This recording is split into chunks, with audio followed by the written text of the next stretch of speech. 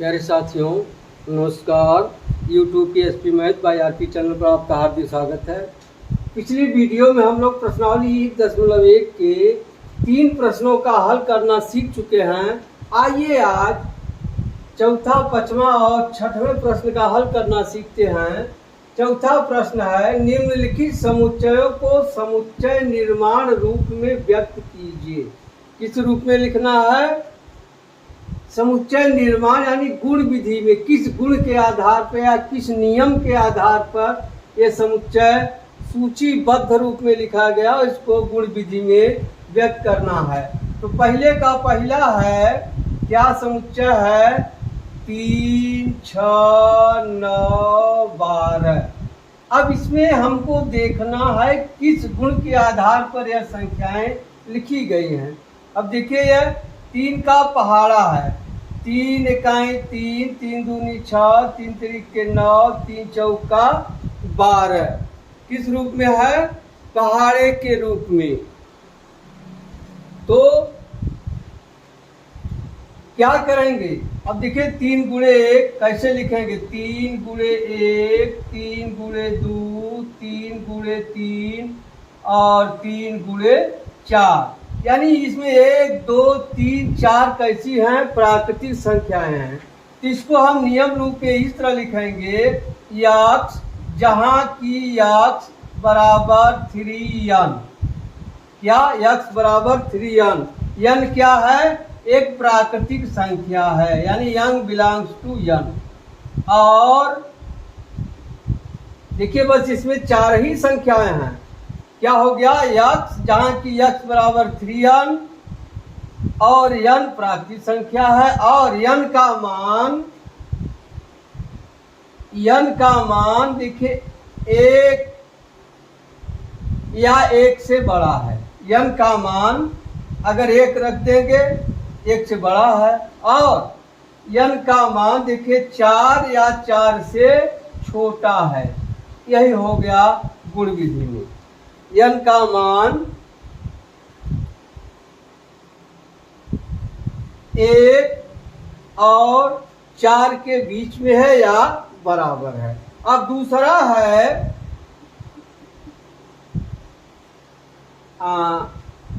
b बराबर ए, यहाँ है 2, 4, 8। क्या है? 2, 4, 8, 16, 32। यही सवाल है। अब देखिए, किस गुण के आधार पर यह संख्या लिखा गया। देखिए, 2 दूनी 4, 4 दूनी 8, 8 दूनी 16 और 16 दूनी 32। आप इसे लिख सकते हैं, देखिए 2, फिर लिख सकते हैं 2 गुणे 2, फिर लिख सकते हैं 2 गुणे 2 गुणे 2, फिर लिख सकते हैं 2 गुणे 2 गुणे 2 गुणे 2। इसी तरह से इसको लिख, देखिए या एक बार है या 2 बार है या 3 बार है या 4 बार है या 5 बार। इसे इस तरह लिखेंगे, यक्स जहां की यक्स बराबर 2 के घाते 1। देखिए 1 बार है तो 2 के घाते n कर दे। क्या? यक्स बराबर 2 के घाते n, और n क्या है? प्राकृतिक संख्या है। क्या है? प्राकृतिक संख्या है। और अब देखिए 32 तक है। n का मान कितना रखेंगे? 1 तो रखेंगे 1, यानी n का मान 1 होगा या 1 से बड़ा होगा। और इसमें कई बार है? 4 बार। इसमें 5 बार आएगा। 2 दूनी 4 दूनी 8 दूनी 16 दूनी 32, 5 बार। यहाँ n का मान हो जाएगा छोटा या बराबर हो जाएगा 5। यही उत्तर हो गया। अब प्रश्न 3 है, इसी में तीसरा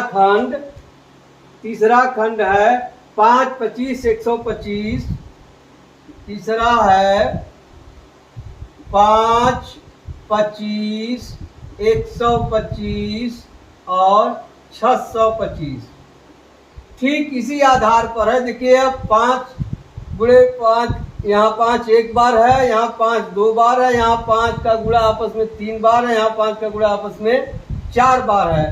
तो इसे लिख देंगे, यक्स जहाँ की यक्स बराबर 5 के घाते n और क्या है n क्या है प्राकृतिक संख्या है। और n का मान देखिए 1, n का मान 1 है या 1 से बड़ा है। और n का मान 5 × 25 = 125 × 625, n का मान 4 या 4 से छोटा है। यही है n का मान 1 या 4 के बराबर या छोटा। अब तीसरा के बाद है चौथा 2, 4, 6 इस तरह से।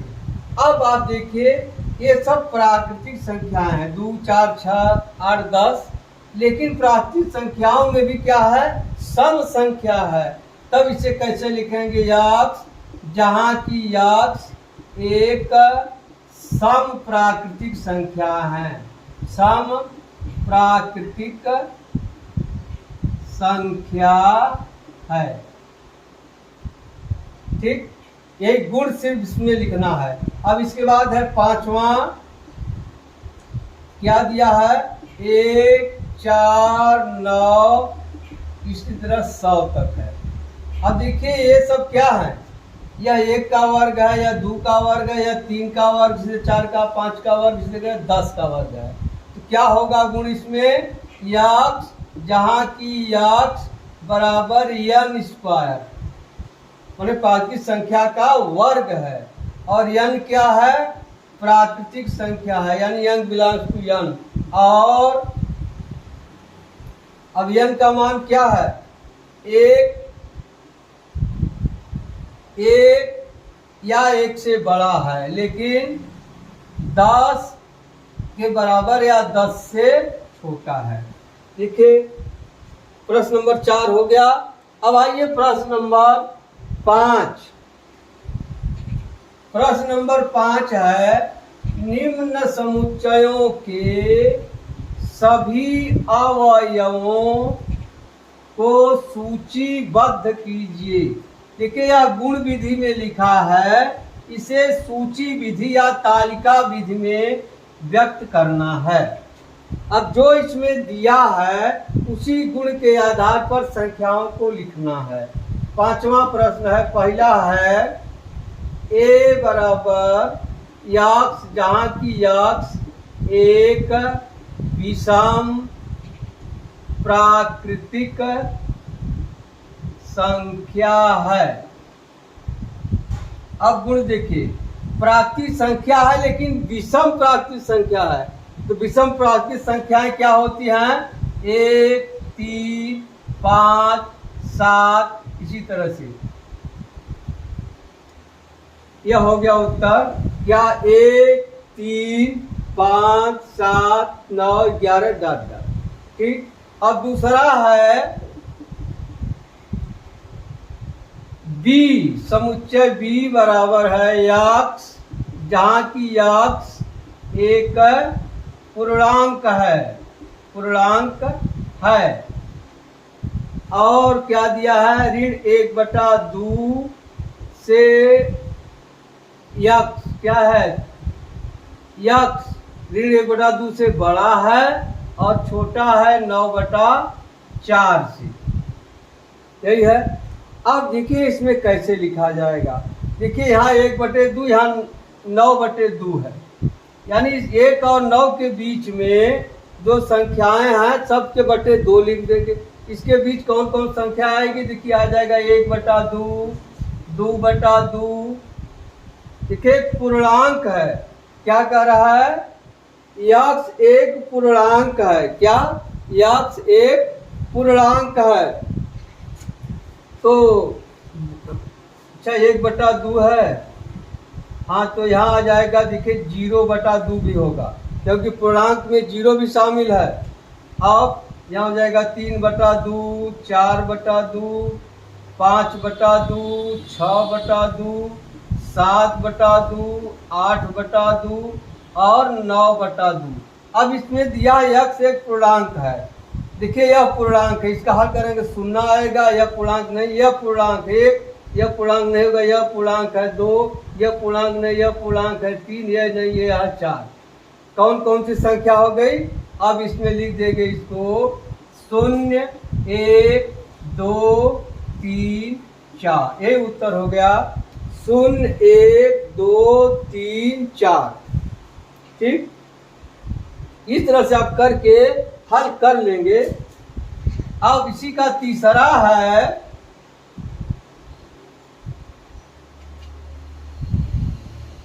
C।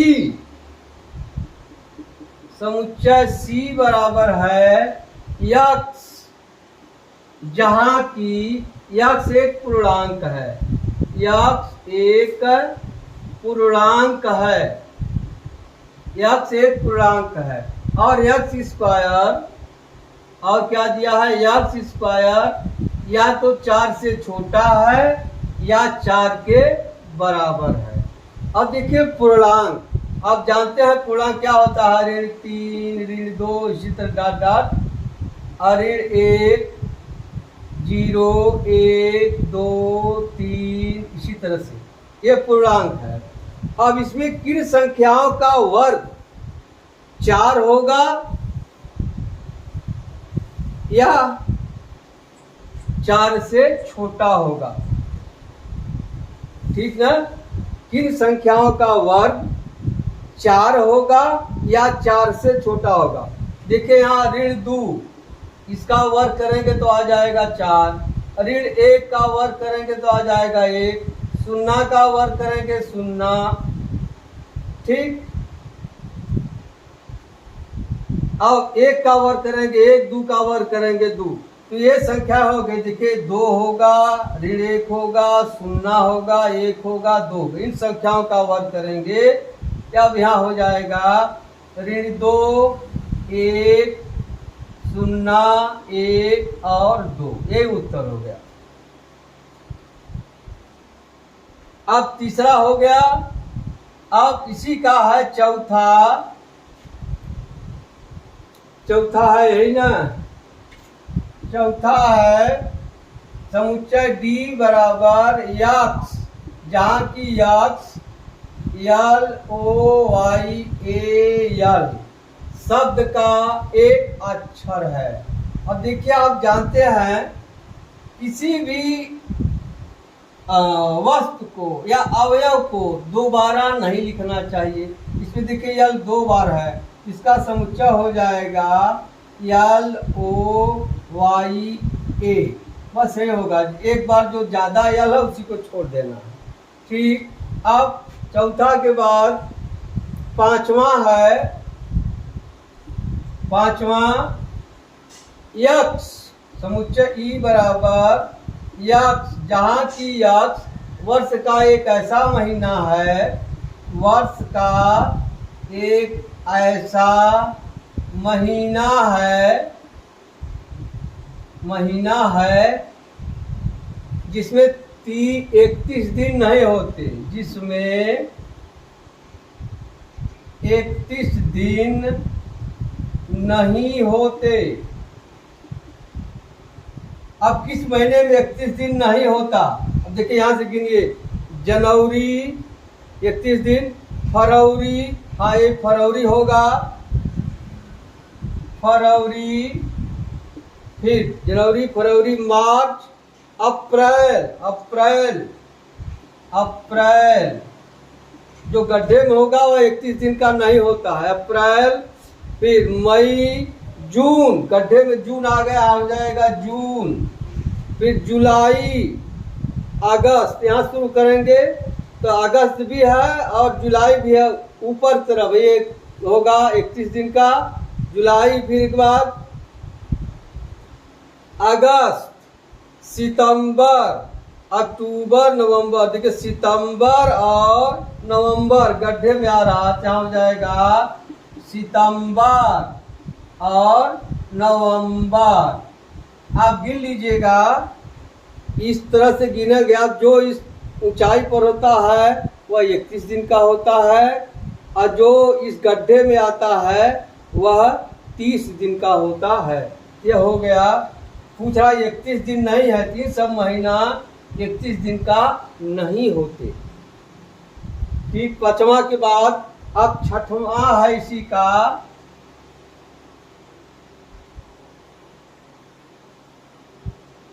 छठवां है यफ,